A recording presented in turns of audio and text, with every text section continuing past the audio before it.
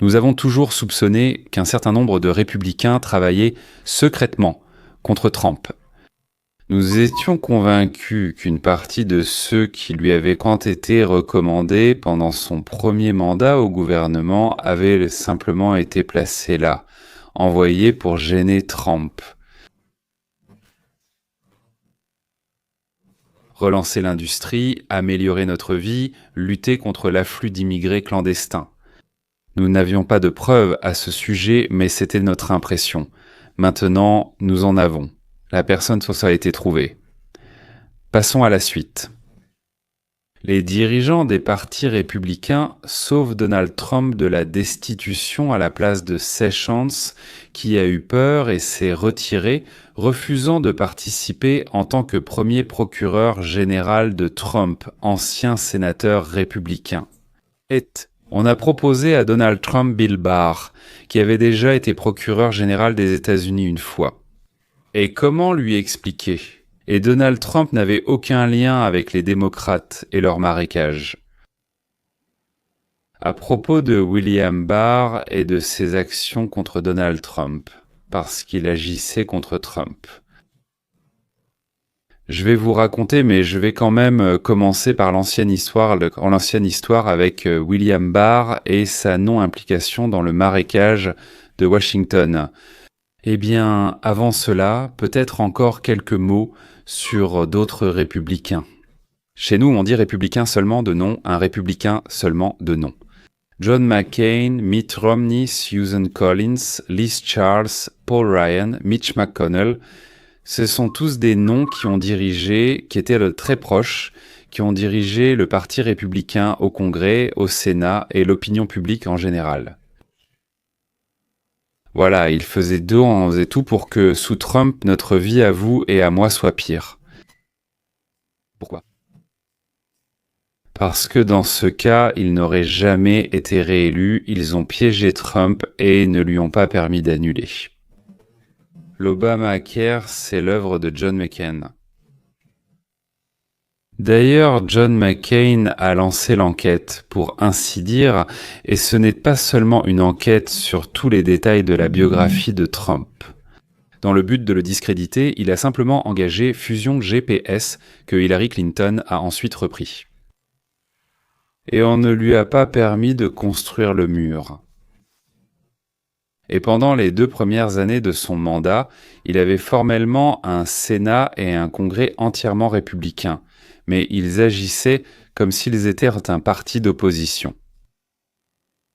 Voilà, on ne lui a pas permis de construire le mur avec le Mexique. Ses relations avec ses voisins et ses partenaires étaient constamment détériorées par les républicains, qui parlaient à voix basse. Évidemment, on n'acceptait pas ces conditions, on va bientôt le renverser.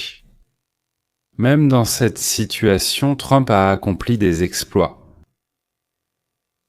Bon, revenons à Barr. Donc, à l'époque de Ronald Reagan, il travaillait au sein du soi-disant Conseil de la politique intérieure et il était proche du cercle restreint du président et surtout du vice-président George Bush père. Eh bien, si vous vous souvenez, il avait auparavant dirigé la CIA. À cette époque, cette même CIA, dirigée auparavant par Bush, transportait des armes achetées avec de l'argent non autorisé par le Congrès vers le Nicaragua. De là, la drogue arrivait et était vendue aux États-Unis. Belle opération, n'est-ce pas ? Importer de la drogue de l'étranger aux États-Unis avec l'aide de la CIA. Elle était vendue. Donc cet argent reçu était emballé en ballots et chaque semaine, un ballot contenant exactement 9 millions de dollars était largué d'un petit avion. Oui, c'est ça. Dans ce film même, disons Cruise, c'est bien cet acteur Cruise jouait justement ce pilote, n'est-ce pas ? Donc l'aéroport de Mena dans l'état de l'Arizona. Donc, lors d'un vol régulier, ce petit avion arrivait. Larguait le ballot, le sac, 9 millions de dollars. Il a été récupéré par des membres du gouverneur de l'État qui était alors Bill Clinton. Et après avoir pris une part pour leur participation, ils remettaient le reste de l'argent aux fédéraux qui, bien sûr, après avoir pris leur part, le donnaient à la direction. Des bandits nommés Contra avaient déjà eu leur part. Après avoir pris leur part à l'arrêt, ils achetèrent des armes et les transportèrent au Nicaragua pour lutter contre les bandits soviéto-chinois. D'ailleurs, ces sandinistes, ces bandits soviéto-chinois, eux aussi transportaient de la drogue aux États-Unis et la vendaient pour acheter ce dont ils avaient vraiment besoin. Mais donc on essayait de les briser, de leur prendre de l'argent et de partager cet argent. Dans le Maine, il s'est passé des événements à l'aéroport, et ce dont je parle, en Arkansas, qui ont commencé à attirer l'attention sur cette région, l'aéroport, la petite ville qui est à côté, n'est-ce pas? Setsikelampara. Les événements incluent le meurtre de 2 jeunes de 17 ans. Il y avait 2 gars du coin qui ont vu un paquet tomber d'un avion, et ils sont allés voir. Donc la semaine suivante, le même jour, je crois que c'était un dimanche si je ne me trompe pas, ils sont allés vérifier dans un petit 4x4, c'était quoi ce paquet? On les a retrouvés déjà morts, assis. Je crois qu'ils ont été tués ce même jour. Je ne me souviens plus si on leur a tiré une balle dans la nuque ou si on leur a tranché la gorge, mais en tout cas, ils étaient tous les deux assis. Donc dans la voiture placée devant le train a été percutée et a pris feu, brûlant malgré tout. Mais on a retrouvé leur corps et une analyse a été effectuée, une analyse pathologique pour savoir pourquoi ils sont morts. Donc, comme je l'ai déjà dit, la voiture a été placée sur les rails et ils ont fait semblant que c'était ça. Je dis on fait semblant car tout cela est déjà connu. 7 habitants de cette petite ville ont déclaré à la police qu'ils voulaient témoigner sur le fait que le médecin légiste envoyé par Bill Clinton n'était pas un médecin légiste local, pour une raison inconnue. Ils l'ont donc envoyé depuis la capitale de l'Arkansas. Il a menti en disant que les adolescents étaient ivres, qu'ils s'étaient engagés eux-mêmes sur la voie ferrée et qu'ils étaient donc morts dans l'accident. Apparemment avec le médecin légiste que les parents ont ensuite amené. Il affirmait qu'ils avaient d'abord été tués, puis placés là-bas. Mais dans tous les cas, ces 7 personnes qui voulaient témoigner, y compris sur des sortes de nuages qui volèrent dans les airs, ont toutes été tuées dans les 12 heures suivant le dépôt de leur déclaration. Quelqu'un du coin, évidemment, très probablement les bandits de Clinton. Et je ne pense pas que ce soit un des contrebandiers qui, disons, aurait difficilement agi aussi ouvertement sur le territoire des États-Unis d'Amérique. C'était sûrement des gens de Clinton. Ils ont tué tout le monde à bout portant puis se sont enfuis, sans laisser de traces. Quelqu'un, littéralement pour ainsi dire, passait en voiture à ce moment-là. L'un de ces 7-là qui ont déclaré vouloir témoigner de quelque chose là-bas. On a simplement tiré sur une personne avec un fusil de chasse, ou à bout portant, et disons, il gisait dans la rue. La voiture est partie. Il n'y avait pas de plaque, personne n'a rien vu, personne ne sait rien. Je ne sais pas s'ils les ont cherchés ou non, mais ils n'ont trouvé personne. Néanmoins, il a été décidé de déplacer l'opération dans un autre endroit. Le gouverneur de l'État, Clinton, et le représentant du vice-président Bush, qui avait été auparavant directeur de la CIA et qui cette année-là était vice-président, se sont rencontrés la nuit dans un bunker, juste à côté de l'aérodrome. Ils ont discuté des détails et le représentant de la Maison-Blanche a finalement serré la main de Clinton et lui a dit « Bill, si jamais tu veux te présenter à la présidence, sache que tu as déjà une voix. » Voici l'homme qui a dit cela, il s'appelait aussi Bill et son nom de famille était Barr, celui qu'on a ensuite imposé à Trump, un homme qui n'était impliqué dans aucune affaire, dans rien du tout. Issu du Marais, il n'a aucun lien avec les démocrates, surtout avec les Clinton, absolument aucun lien avec les Clinton en général. J'ai des nouvelles urgentes d'Alex Jones et de James O'Keefe du groupe O'Keefe Media concernant l'ancien procureur général de Trump, Bill Barr. C'est cet homme qui est passé sur Fox News en affirmant qu'il n'y avait pas eu d'ingérence électorale, qu'il ne s'était rien passé. Tout allait bien. Nous devons laisser partir ces gens-là. Et maintenant, nous apprenons qu'il travaillait secrètement en coulisses avec un associé du district.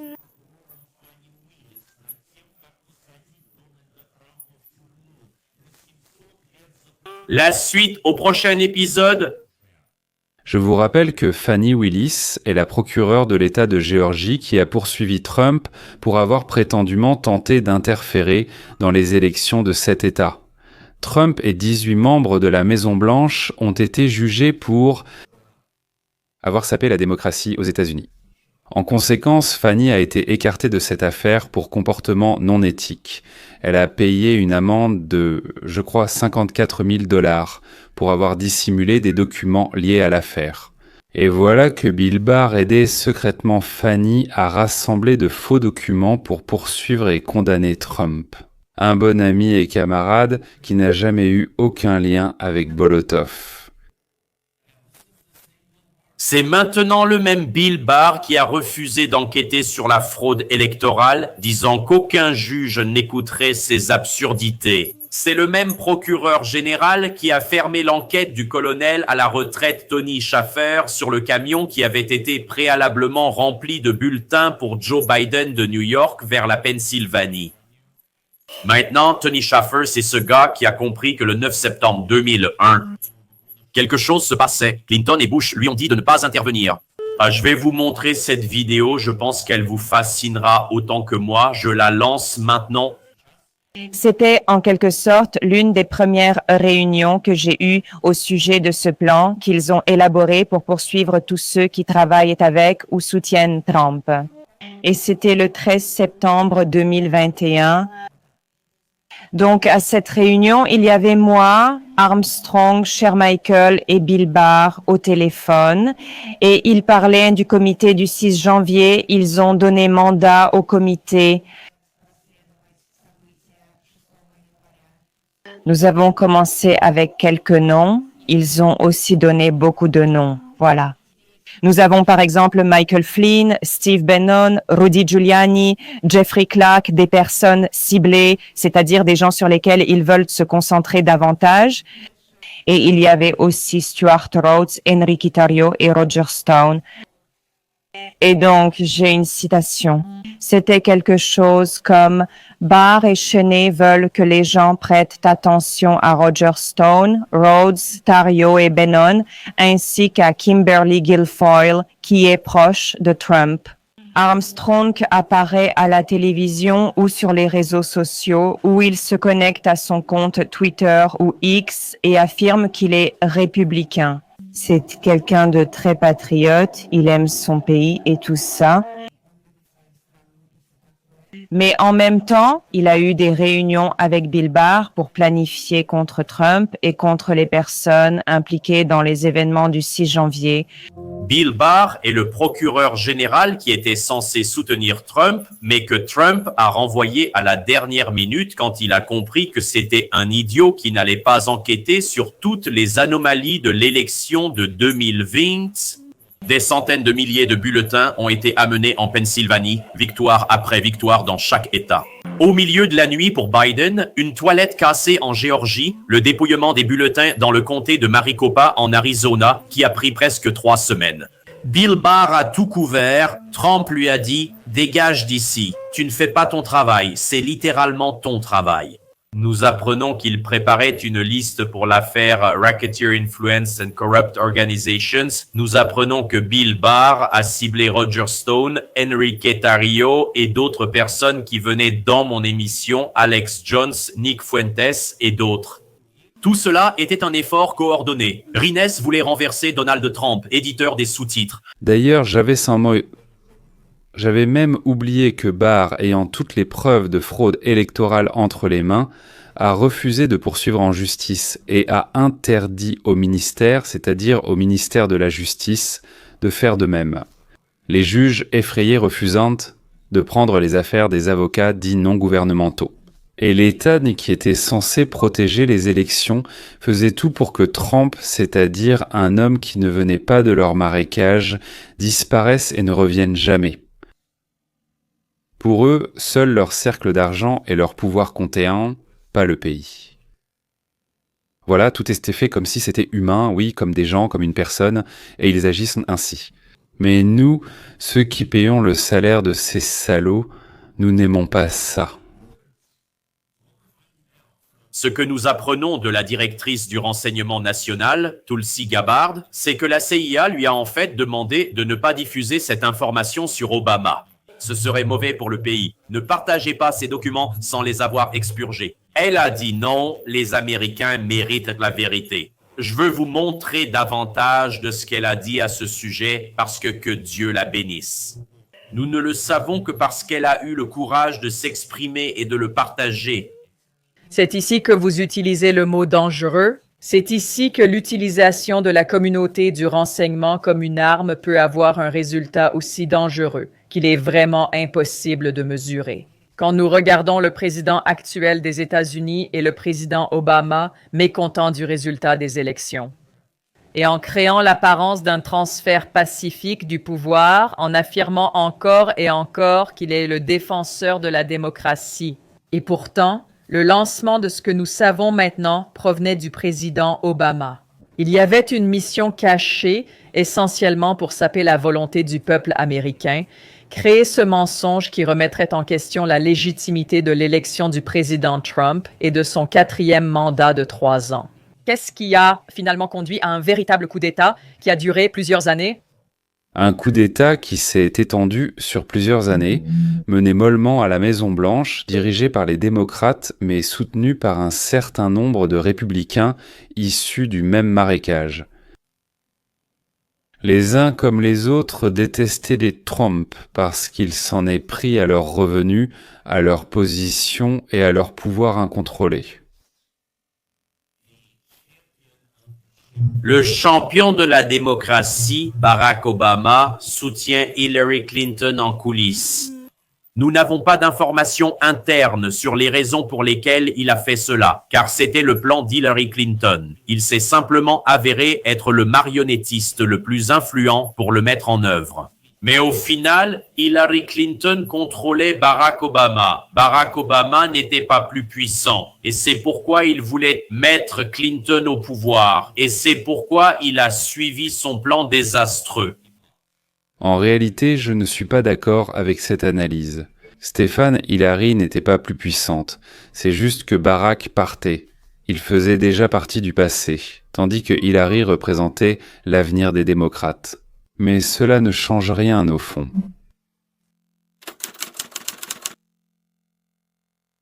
Bientôt, cela fera déjà 200 jours que Trump 47 est entré à la Maison-Blanche.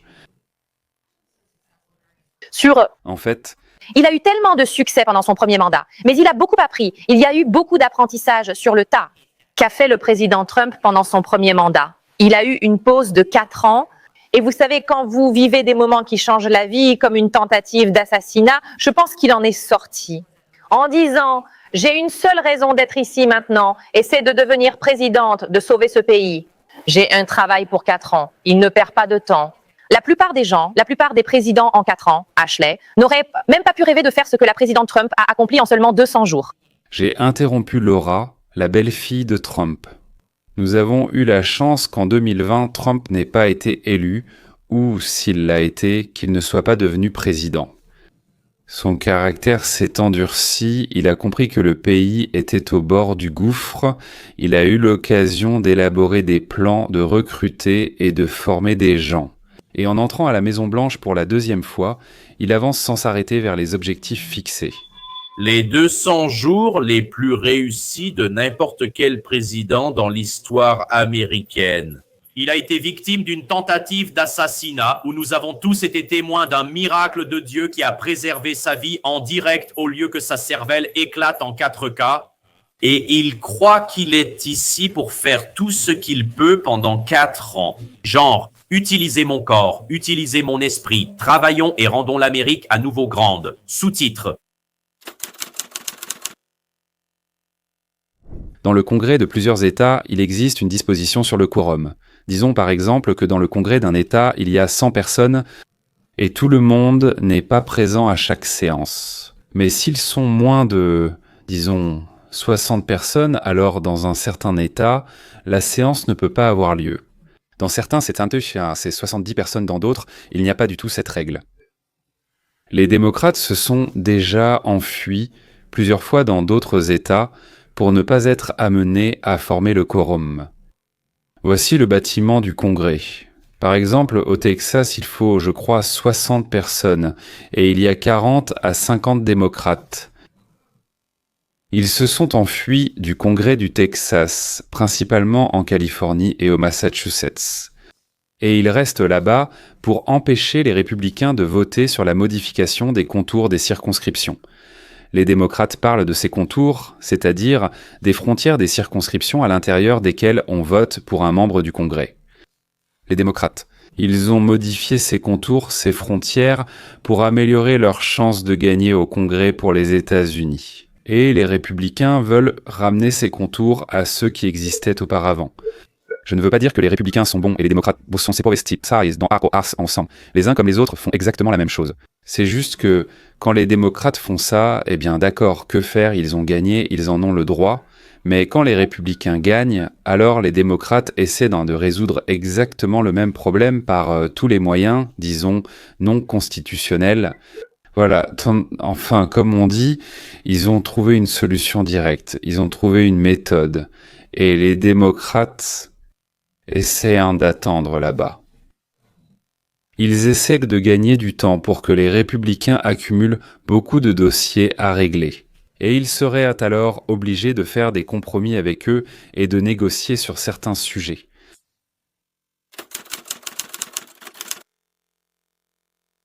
Bien sûr, vivre dans des hôtels de première classe, fréquenter des restaurants chers et ne se refuser rien demande de l'argent. C'est pourquoi les démocrates, comme d'habitude, ont organisé une collecte de fonds pour les réfugiés politiques.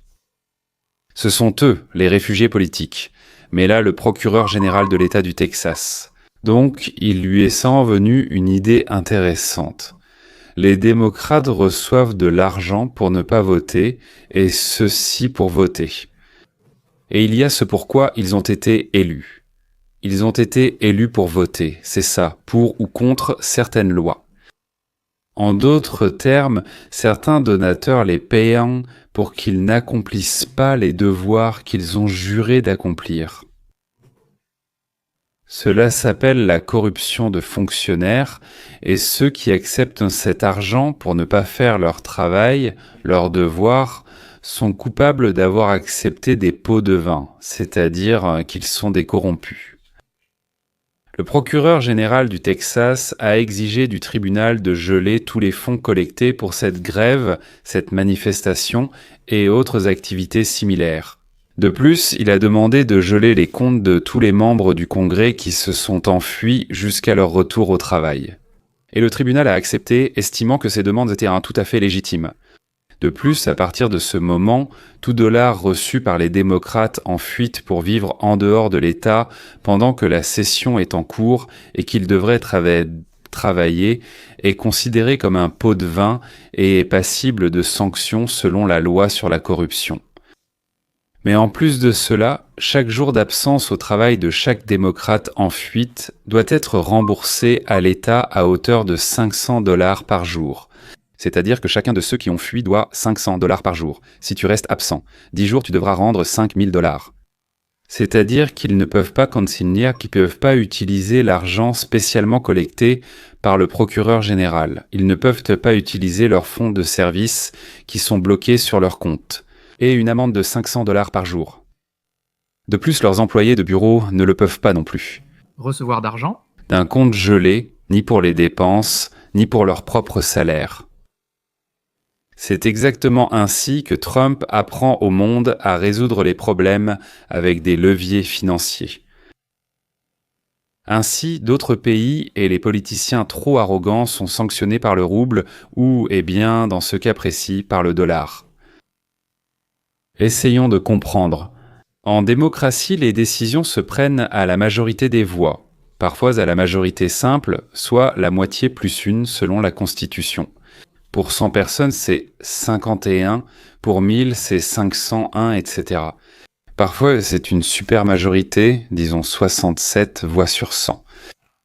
Mais nulle part dans la Constitution, il n'est dit que l'on peut empêcher de résoudre une question simplement parce que la décision ne vous plaît pas, en fuyant et refusant de voter.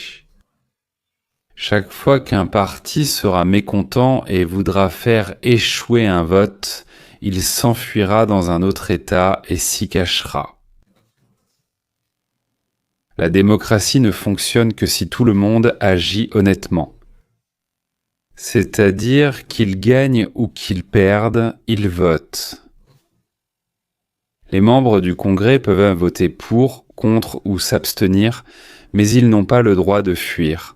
C'est-à-dire ne pas résoudre les problèmes, ne pas s'exprimer, ne rien faire. Eh bien, peut-être qu'il n'est pas obligé de s'exprimer, mais il doit absolument voter ou être présent lors de la discussion. Donc ils ne peuvent pas s'enfuir pour qu'il n'y ait pas de quorum, pour qu'on ne puisse pas résoudre le problème, parce que le problème ne sera pas résolu. Il s'agit d'établir une norme selon laquelle les responsables élus doivent réellement accomplir leur travail. Imaginez ce concept. Les politiciens sont responsables des devoirs pour lesquels ils ont été élus.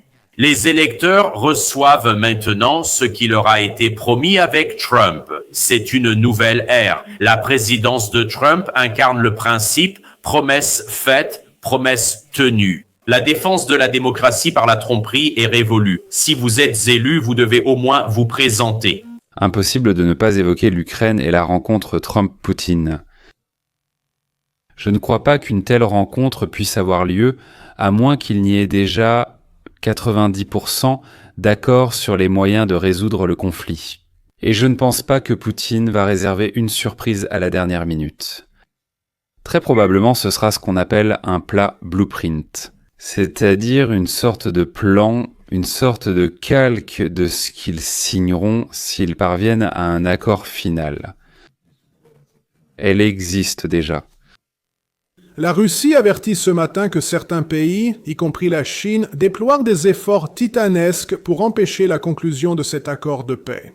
Nous voulons en finir avec une Ukraine souveraine, indépendante et autonome, et une situation dans laquelle Poutine ne pourra pas faire cela une troisième fois en toute impunité. C'est vraiment une répétition générale pour Taïwan. Nous avons eu une bonne conversation. Hier, j'ai joué au golf avec le président. Samedi était vraiment le 50e jour du mandat. La Chine est dans son esprit. Le président Trump a prévu des pourparlers de paix vendredi en Alaska avec le président russe Poutine. Après l'annonce que l'accord de cessez-le-feu entre la Russie et l'Ukraine est proche. Les détails de cet accord restent encore rares, mais nous entendons dire que Poutine a accepté le plan d'échange de territoire de Trump. S'il inclut le passage arctique et la levée de certaines ou de toutes les sanctions énergétiques actuellement en vigueur.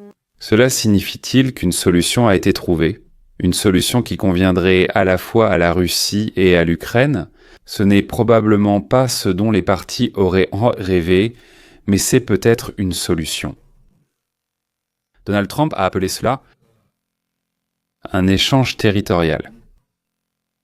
Cataline inclut pour une raison quelconque le droit de la Russie à la route du Nord, au passage arctique, au transit et à la levée totale ou partielle des sanctions énergétiques contre la Russie et ses acheteurs. Du secteur énergétique russe. Trump semble avoir appuyé sur un point très sensible du Kremlin en imposant une taxe sur les marchandises indiennes comme punition pour l'achat de pétrole russe. Zelensky dit qu'il ne cédera pas de terre, mais en même temps, je dois être présent aux négociations. Pourquoi aller à des négociations sur l'échange de territoire si tu poses déjà des conditions qui rendent toutes ces négociations inutiles ? Je ne sais pas. Peut-être qu'il veut venir et dire fièrement « je ne céderai rien » et repartir. Ou alors il pense qu'il peut convaincre Poutine de retirer toutes les troupes d'Ukraine, mais je ne sais pas avec quelle menace ou de quelle manière. Après la Seconde Guerre mondiale, la Pologne a annexé la Silésie allemande et une partie de la Prusse orientale. La France a pris à l'Italie plusieurs cols de montagne situés dans les hautes vallées de Trois-Rivières. Et à mon avis, mon Denis, je crois que ça s'appelle comme ça, un plateau, eh bien là-bas une vallée, oui. L'Union des républiques socialistes soviétiques a arraché à l'Allemagne une partie de la Prusse orientale et Königsberg, et au Japon le sud de Sakhalin et les îles Kouriles. Au XIXe siècle, la Grande-Bretagne a conquis Hong Kong, la France a conquis l'Algérie et la Tunisie, les États-Unis ont annexé Hawaï, puis Porto Rico, les Philippines, et aussi, je crois, Cuba, oui, et aussi Guam. L'Allemagne avait auparavant conquis le Cameroun, la Tanzanie, l'Italie, la Namibie, le Togo, et les communistes ont à leur époque repris tout le Vietnam, la moitié de la Corée. Les musulmans ont d'autrefois conquis presque toute l'Europe.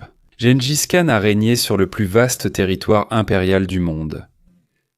Autrement dit, toute l'histoire de l'humanité, c'est un partage de la terre, encore un partage, le fort a pris au faible, cela se passe en ce moment, ici, en Europe de l'Est, de l'Est, de l'Est. Est-ce bien ou mal? Bien sûr, c'est mal. Quand la guerre et la mort apprendront à résoudre les problèmes sans utiliser d'armes, ce sera la garantie de la survie de notre espèce humaine. Parce qu'avec le développement des sciences physiques, nous pouvons facilement faire exploser toute la planète et la rendre inhabitable pour des milliers et des milliers d'années. Donald Trump apprend au monde à résoudre les problèmes sans. Des bâtons, des pierres, des épées, des lances et des armes atomiques.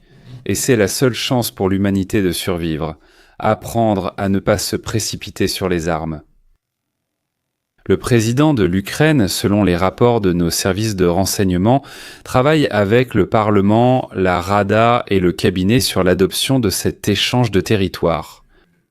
Bien qu'il parle franchement, Au contraire, comprenant que si l'Ukraine, Séméraville refusera maintenant une trêve, qui serait, du point de vue des États-Unis d'Amérique, un compromis acceptable, alors dans 1 an ou 2, elle sera complètement conquise par la Russie et réduite en esclavage. En Ukraine, il faudra changer la constitution, je veux dire maintenant, pour renoncer à certains territoires, l'Ukraine devra changer sa constitution, soit en refusant les négociations, en refusant les accords de paix, et en perdant le soutien des sponsors américains. Moi, je proposerais aux Ukrainiens d'organiser un référendum parce que, d'après mes informations, 70% et aujourd'hui, Trump a même évoqué environ 80% des Ukrainiens qui veulent échanger la fin de la guerre contre une partie du territoire.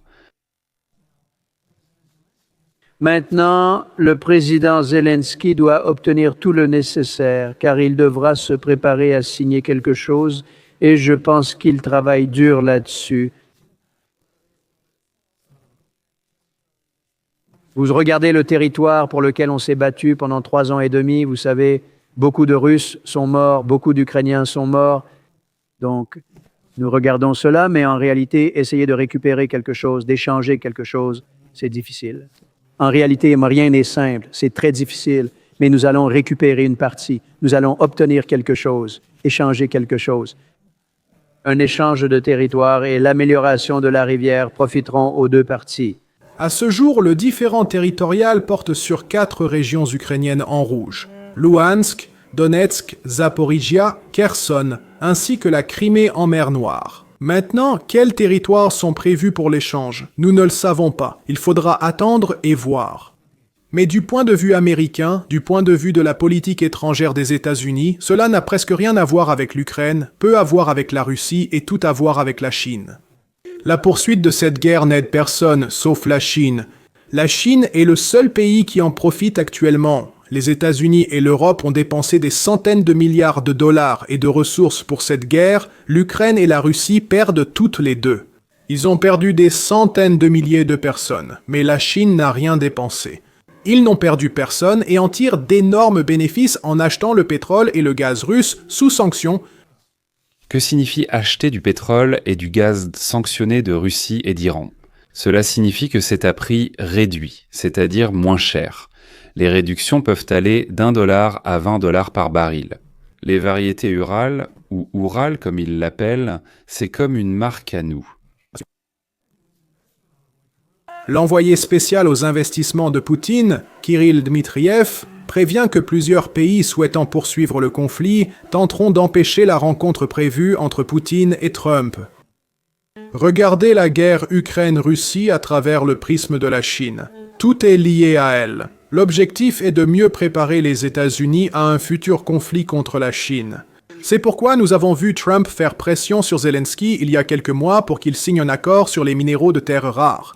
C'est pourquoi l'accord que Trump a conclu avec l'Arménie et l'Azerbaïdjan, incluant un nouveau corridor commercial, vise surtout à couper l'Union européenne plutôt que la Russie. Non, tout d'abord, elle coupe la Chine.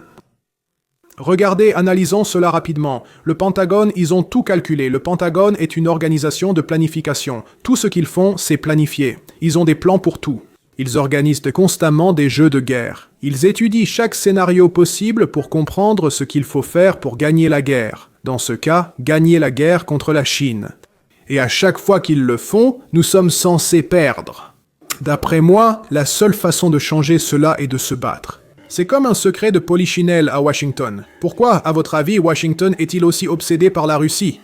Parce qu'ils partagent une frontière de 2600 miles avec la Chine. En cas de guerre entre les États-Unis et la Chine, le choix de la Russie pourrait déterminer l'issue du conflit. C'est aussi simple que ça. Voilà une information intéressante. Au Pentagone, on pense que la guerre avec la Chine, eh bien personne ne doute qu'elle aura lieu sous une forme ou une autre, et qu'elle se terminera par une victoire, à moins que la Chine et la Russie ne s'unissent.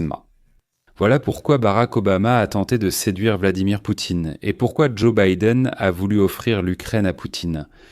C'est devenu la base de la politique du département d'État américain, mais Donald Trump a décidé d'agir différemment, non pas à partir d'une position de faiblesse et de « je n'étais ni l'art, c'est das Pellerin », mais à partir d'une position de force.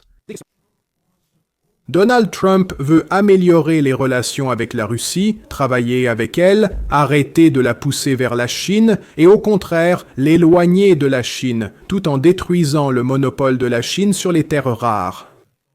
Nous avons plus d'or liquide sous nos pieds que quiconque. Personne d'autre ne peut le faire, seuls nous le pouvons. Au lieu de cela, nous passons à l'électricité, et nous n'en avons pas, même si nous en avons un peu. Et cela est généralement contrôlé par les écologistes. Nous lèverons vite le contrôle. Cela s'appelle des terres rares. Nous avons d'excellentes régions avec des terres rares, mais on ne nous permet pas d'y toucher. Car selon eux, toucher à cela provoquerait la fin du monde. Comme la Chine, si nous creusons un peu, nous possédons d'excellents éléments de terre rares. Vous savez ce que c'est? Pour fabriquer des puces, des batteries, etc., nous avons d'excellents gisements, mais tous sont retirés du marché. Parce qu'il y a un gars avec de grosses lunettes qui regarde ça et dit « c'est un site écologique ». Nous ne pouvons pas développer des actifs valant des milliers de milliards de dollars, donc nous allons débloquer beaucoup de choses déjà existantes. Nous devons produire nous-mêmes tout ce que nous pouvons chez nous. Échanger avec nos voisins, alliés, amis et la Chine de façon polie, amicale mais ferme. Voici notre ministre de la Défense. Toute tentative de la Chine communiste de conquérir Taïwan par la force entraînera des conséquences dévastatrices pour la région Indo-Pacifique et pour le monde. Pas besoin d'embellir la situation. La menace chinoise est réelle et peut-être imminente. La Chine a discrètement conquis, acheté, annexé. Je ne sais pas ce qu'il a encore fait là-bas. L'extraction des terres rares s'entoure partout dans le monde et il a commencé à s'en servir comme une arme. Après l'entrée en fonction de Trump, Pékin a adopté de nouvelles lois exigeant l'enregistrement et le suivi de tout le commerce intérieur du tungstène. En réalité, cela est lié à l'accumulation stratégique et au levier d'influence.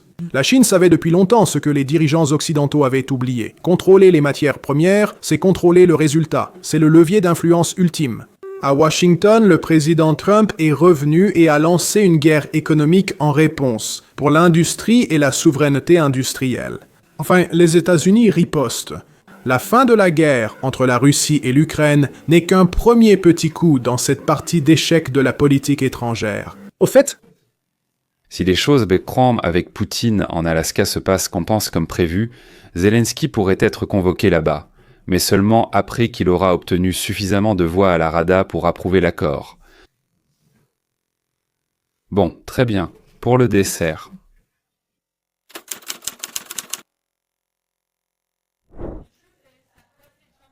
En réalité, le président Trump n'a jamais eu de lien avec la Russie. Et le mensonge sur la collusion avec la Russie était une énorme fraude imposée au peuple américain dès le début. Et le pire dans tout ça, c'est que Obama connaissait cette vérité, tout comme tous les autres fonctionnaires corrompus impliqués dans cette affaire, dont les anciens directeurs de la CIA John Brennan, du renseignement national James Clapper, du FBI James Comey, l'ex-directeur adjoint Andrew McCabe et d'autres. Le rapport du directeur du renseignement Gabbard confirme ce que nous savions déjà. Il n'y a eu aucune collusion, aucune corruption, sauf de la part de Barack Obama et des agences de renseignement de l'époque utilisées à des fins politiques. La supercherie russe était un mensonge flagrant, fabriqué par des opérateurs politiques du Parti démocrate, approuvé par le président Obama de l'époque et divulgué aux médias, pour lancer une chasse aux sorcières de plusieurs années contre le président Trump et sa première administration. Les alliés du président, y compris son propre fils Donald Trump Jr., ont été odieusement calomniés en tant qu'agents russes et certains ont même perdu la vie à cause de ce mensonge malveillant. Les 2 premières années de la présidence ont été assombries par cette fausse diversion, gaspillant d'innombrables ressources, temps et capital politique à réfuter ces mensonges au plus haut niveau de l'État. Près de 10 ans plus tard, grâce à la déclassification des documents, grâce à Gabbard, la vérité a éclaté. Et cette vérité innocente le président Trump, sa famille et beaucoup de ses alliés et compagnons qui ont été calomniés. Le président Trump avait raison depuis le début dans toute cette affaire et nous sommes reconnaissants que la justice puisse enfin triompher. Nous avons désormais des preuves plus solides contre ceux qui ont tenté de saboter le président élu et causer de graves dommages à notre République. Grâce à l'importante contribution récente du directeur de la CIA Redcliffe et du président du comité Rick Crofa. Un rapport récemment déclassifié de 2020 préparé par le comité spécial permanent du renseignement de la Chambre des représentants et déclassifié par la directrice du renseignement national Gabbard a révélé que la communauté du renseignement ne disposait d'aucune information directe indiquant que le président russe Vladimir Poutine voulait aider à l'élection du président Trump en 2016. En réalité, la Russie se préparait activement à la victoire d'Hillary Clinton, mais sur ordre inhabituel de Barack Obama. À l'époque, la communauté du renseignement a publié des données invraisemblables sur la Russie, suggérant le contraire. Pourquoi? Pour saboter le nouveau président? C'est vraiment l'un des plus grands scandales politiques de l'histoire de l'Amérique. Des journalistes de médias traditionnels, dont certains ici comme le New York Times et le Washington Post, ont reçu des prix Pulitzer pour avoir participé à la diffusion de cette tromperie.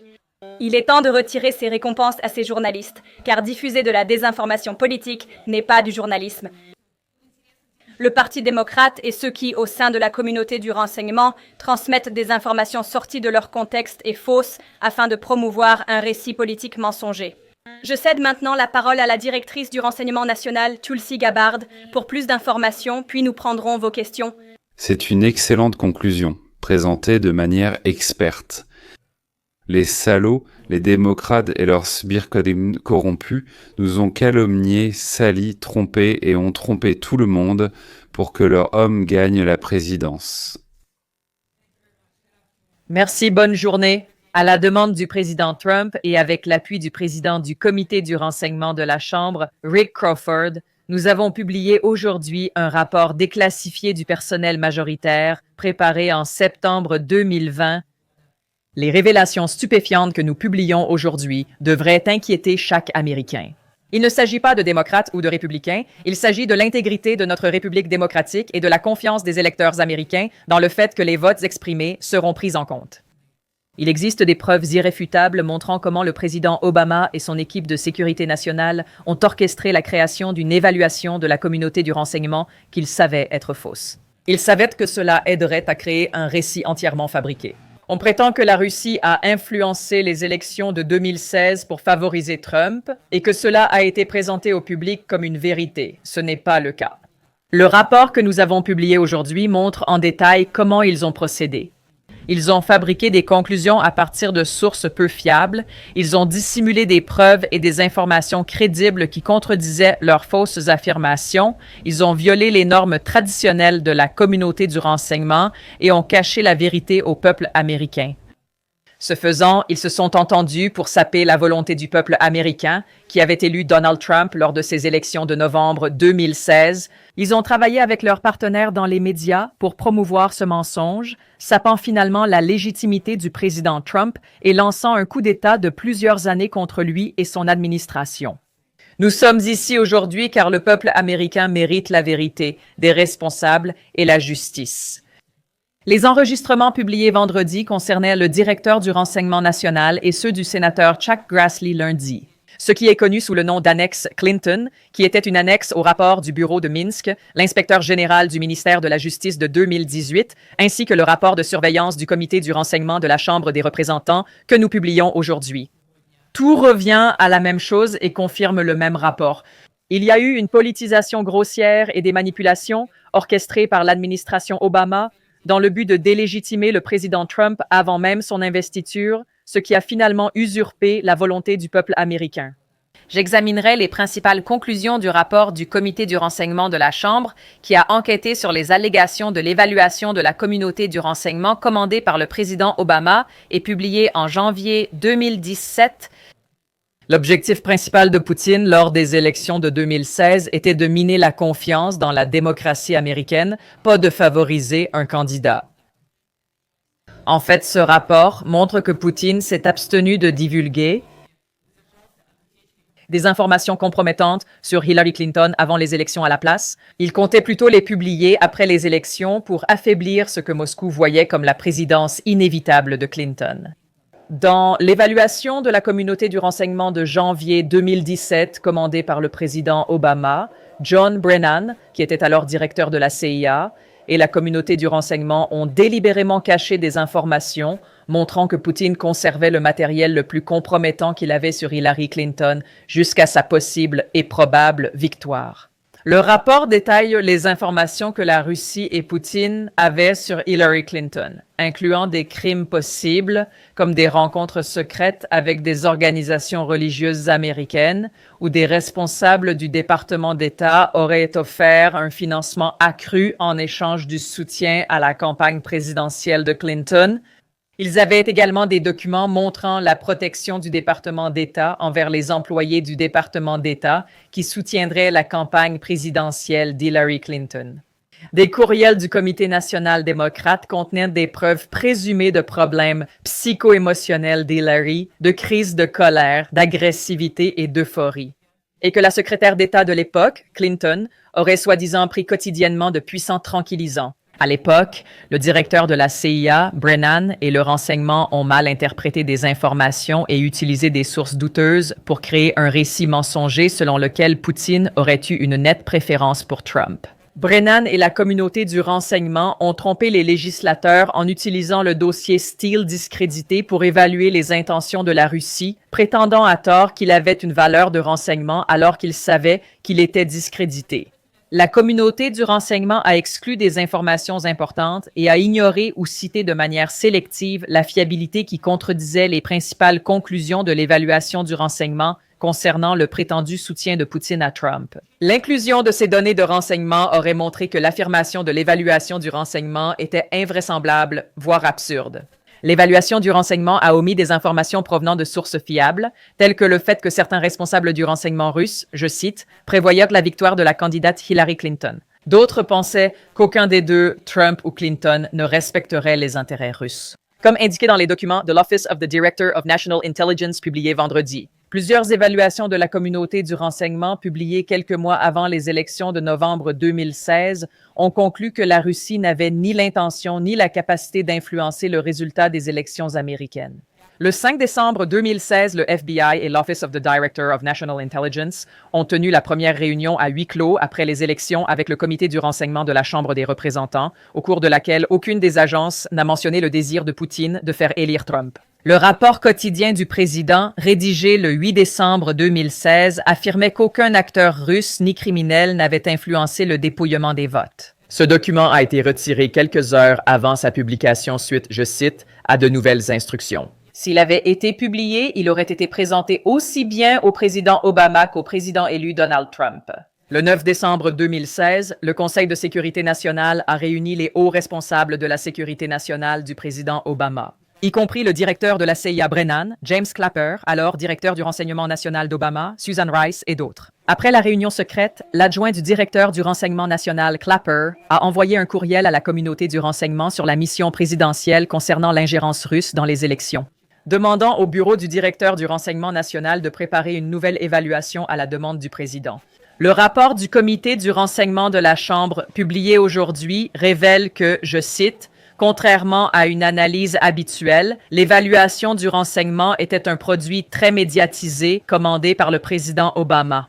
Cela a chargé les responsables des agences de la communauté du renseignement et a créé une évaluation de la communauté du renseignement limitée à seulement 5 analystes avec un seul rédacteur principal. » Ce n'est pas ce qui se passe dans le processus habituel d'élaboration d'une évaluation de la communauté du renseignement qui est censé refléter les opinions de l'ensemble de la communauté du renseignement. La production de cette évaluation du renseignement a suivi des directives inhabituelles émanant directement du président et de hauts responsables, notamment l'ex-directeur de la CIA, John Brennan. Le rapport du comité du renseignement de la Chambre des représentants montre également comment, plus tard dans la même journée, le 9 décembre, Brennan a ordonné la publication d'une citation. Des rapports de mauvaise qualité sur les activités russes qui avaient auparavant été exclus de la publication des évaluations précédentes parce que l'information était jugée, je cite, non conforme aux normes de publication de longue date. Certaines informations, qui ont ensuite été utilisées dans l'évaluation commandée par Obama, malgré les objections d'officiers expérimentés de la CIA, étaient, je cite, floues ou provenaient de sources inconnues. Le rapport du comité de surveillance du renseignement révèle que le directeur de la CIA, Brennan, a ignoré l'avis des hauts responsables de la CIA contestant l'évaluation du renseignement commandée par Obama, affirmant « Nous n'avons aucune information directe indiquant que Poutine voulait l'élection de Trump. » L'évaluation commandée par Obama, publiée le 6 janvier 2017, indique clairement « Nous estimons que Poutine et le gouvernement russe ont cherché à aider la Suisse. » En augmentant les chances d'élection du président élu Trump lorsque cela était possible, en discréditant la secrétaire d'État Clinton et en la présentant publiquement sous un jour défavorable par rapport à lui. Fin de citation. La CIA et le FBI, alors dirigés par John Brennan et James Comey, ont exprimé une grande confiance dans cette conclusion, tandis que la National Security Agency a exprimé une confiance modérée. Cependant, le rapport publié aujourd'hui montre que la communauté du renseignement ne mentionne aucun document où Poutine aurait déclaré vouloir aider Trump à gagner. C'est exact, c'est le contraire. En ce qui concerne le dossier Steele, nous savons maintenant que l'un des documents de base que l'administration Obama a utilisé pour établir cette évaluation du renseignement en janvier 2017 n'était autre que le dossier Steele discrédité et non vérifié. Le rapport du comité du renseignement de la Chambre des représentants dit, je cite, « Contrairement aux déclarations publiques du directeur de la CIA de l'époque, Brennan, selon lesquelles le dossier n'avait en aucun cas été inclus dans cette évaluation du renseignement, le dossier a été mentionné dans le texte principal de l'évaluation du renseignement et détaillé dans une annexe de 2 pages à l'évaluation. John Brennan a menti et nié l'utilisation de ce dossier dans l'évaluation du renseignement commandée par Obama, sachant qu'il était discrédité. C'était une décision motivée politiquement. Il a ordonné à des hauts responsables de la CIA de l'utiliser quand même. Une agente de la CIA a déclaré au comité du renseignement de la Chambre que, lors de leur enquête, le directeur de la CIA, John Brennan, a refusé de le retirer. Et lorsqu'on lui a présenté les nombreuses failles du dossier, il a répondu « Oui, mais cela ne semble-t-il pas crédible ?»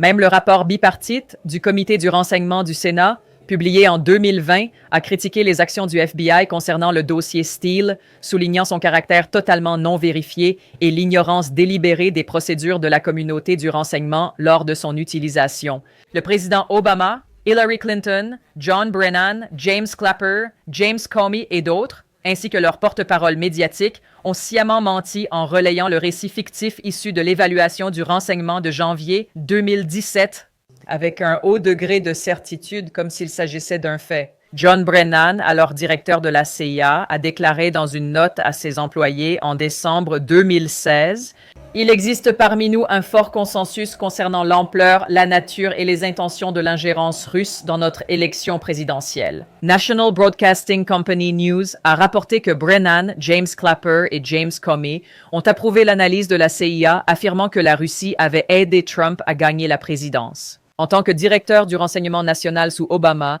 James Clapper a été chargé par le président Obama de superviser l'élaboration de cette évaluation en janvier 2017 et il a exprimé sa confiance dans ses conclusions. Dans une interview en 2018 à The Harvard Gazette, il a expliqué avoir remis à Trump la même évaluation secrète que celle d'Obama, affirmant avec certitude que Poutine avait ordonné le piratage et l'ingérence électorale.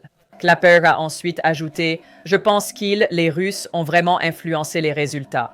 Ceci est un résumé des détails que vous trouverez dans le rapport des membres du personnel majoritaire de la Chambre des représentants dans le cadre de leur enquête sur l'évaluation de la communauté du renseignement ordonnée par Obama en janvier 2017, ce qui nous amène à la même conclusion que celle que nous avons annoncée lors de la publication de nos documents vendredi.